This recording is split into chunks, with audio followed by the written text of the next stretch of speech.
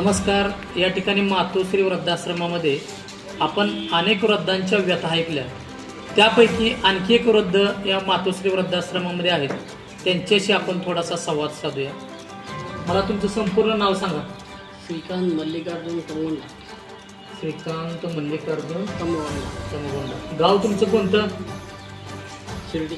शिर्डी, नगर जिल्हा. नगर जिल्हा. तुम्ही इथंपर्यंत कसं येऊन पोहोचला? मी ते आता 10 वर्ष झाले मी इथे. 10 वर्ष. मी इथं पंढरपूरला असतो. बरं. पंढरपुरातनं इथं मातोश्री वृद्धाश्रमाला कधी आला? असंच एक माणसानं हे मिळालं इथं चांगलं आहे म्हणलं सगळं. बरं मी मनात विचार घेतला की बाबा आपण इथंच जाऊ. बरं. इथं आल्यापासून कसं वाटतंय? आपल्याला आनंद आहे आपलं. आनंद आहे. किती महिने झाले इथे येऊन? आता येऊन 1 महिना होता. महिना झाला. त्याच्या अगोदर तुम्ही काय करत होता?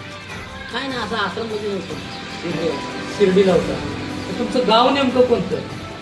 तर मी काय सांगू शकतो, मी लहान होतो. लहानपणापासून तुम्ही असंच आहे? मला त्यांनी सांगितलं का काय ते आश्रम मला शिर्डीमध्ये. बरं ते म्हणलं तुम्ही बसस्टँडमध्ये राहा. बरं. तिथल्या बसस्टँडमध्ये नाही, म्हणजे तुम्ही बस स्टँडमध्ये सापडला. कुणाला, कोणत्या आश्रमवाल्याला वाटलं? ते शिर्डीमधला. म्हणजे शिर्डीवाल्या आश्रमवाल्यानं सांगितलं? शिर्डीमध्ये साई आश्रयाचं नाव आहे. हां, साई आश्रम. त्यांनी मग तुमचं शिक्षण, शाळा काय नाही? तुमचं लग्न वगैरे तर काय बांधलं नाही? आई वडील कोण आहेत माहीत नाही? काही पत्ता नाही. बरं. म्हणजे शिर्डीच्या तुम्ही बस स्टँडवर ही किती वर्षापूर्वी, म्हणजे किती वर्षापूर्वी? 40 वर्ष झाले. आज 40 वर्ष झाले.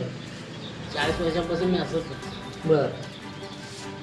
म्हणजे थोडक्यात बेवारस सारखं म्हणजे अवस्था आहे. कोण आई वडील माहीत नाहीत किंवा कोण आहे असं माहीत नाही. तुम्हाला असं स्टँडवर कोणतरी सोडून गेलं? सोडून गेलंय काय माहित नाही. हां. मला त्यांनी सांगितलं की तुम्ही बसस्टँडमध्ये गावा. बरं. घेऊन बरं. सांभाळ. बरं. आणि त्यांनी तिथलाच ऑर्डर दिले साई आश्रय. साई आश्रमाचा इथं म्हणजे ॲड्रेस दिला. मी त्यांच्या आधार कार्डावर आहे. अजून काढते. तुमचं आधार कार्ड कुठं काढलंय? त्यांनीच काढून दिलं.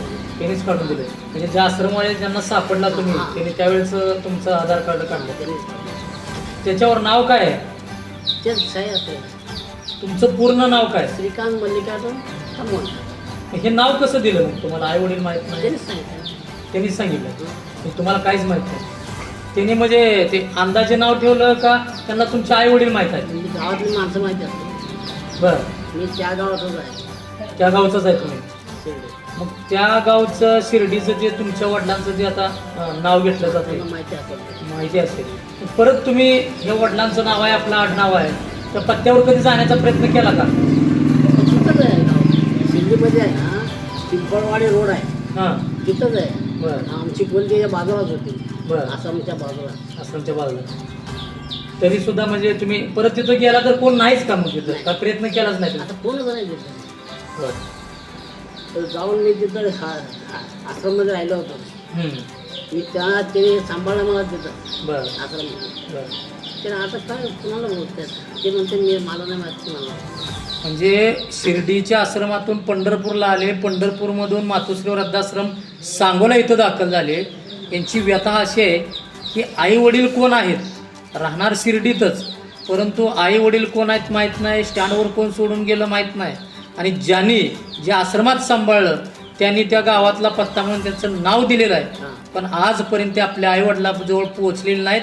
आज अखेर त्यांचं वय किती आहे? वय तुमचं साधं 78. 78 वय त्यांचं आहे.